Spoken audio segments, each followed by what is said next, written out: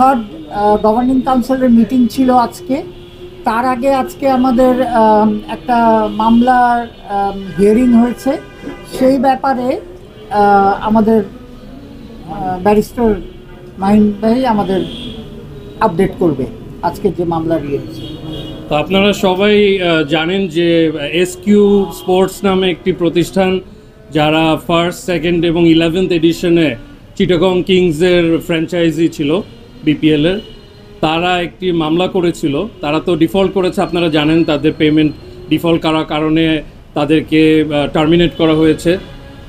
তো তারা একটা মামলা করেছিল হাইকোর্ট ডিভিশনে। সেই হাইকোর্ট ডিভিশনে এই আসন্ন 12তম এডিশনে তাদের চিটাগং কিংসের ফ্র্যাঞ্চাইজটা তাদেরকে দেওয়ার জন্য এই মর্মে একটি আদেশ, একটি ইনজাংশন তারা বিসিবির উপরে নিয়েছিল।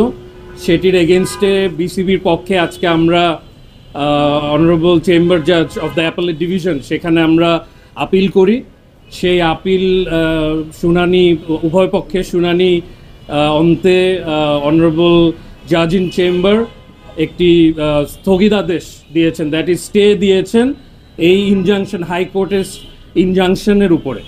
তো তাতে যা দাঁড়ালো যে বিসিবি আসলে এখন যে কাউকে আসলে কনসিডার করতে পারবে চিটাগংয়ের যে বিপিএল টিম সেটা দেওয়ার জন্য, এবং সেটা টার্মস অ্যান্ড কন্ডিশনস যারাই ফুলফিল করবে তাকেই আসলে দিতে পারবে, এই মর্মে এখন লিগাল পজিশনটা দাঁড়ায়।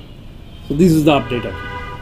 আমাদের কাছে যে কমপ্লেনগুলি এসছে, যেরকম তারা শন টেট তাদের কাছে প্রায় $37,000 পায়। তার আর চিটাগং কিংস না, এসকিউ স্পোর্টস, তাদের অনেক ডিফল্ট আছে from first and second edition and 11th edition. সেটার ব্যাপারে কিছু অনেক ক্লেম আমাদের কাছে এসছে, আরও কিছু ক্লেম বাকি আছে, কিছু হয়তো আমাদের ডাইরেক্টর স্যার এটা বলতে পারবেন। তারপরে আপনার আমাদের শেরাটন হোটেল একটা 29 লক্ষ টাকার ক্লেম দিয়েছে।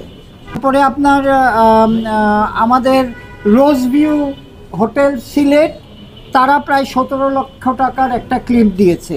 সুতরাং প্লাস আমাদের আগের এডিশনেরও অনেকগুলি ডিসপিউট ওনার সাথে আছে, যেটা আরবিট্রেশনের চলছে।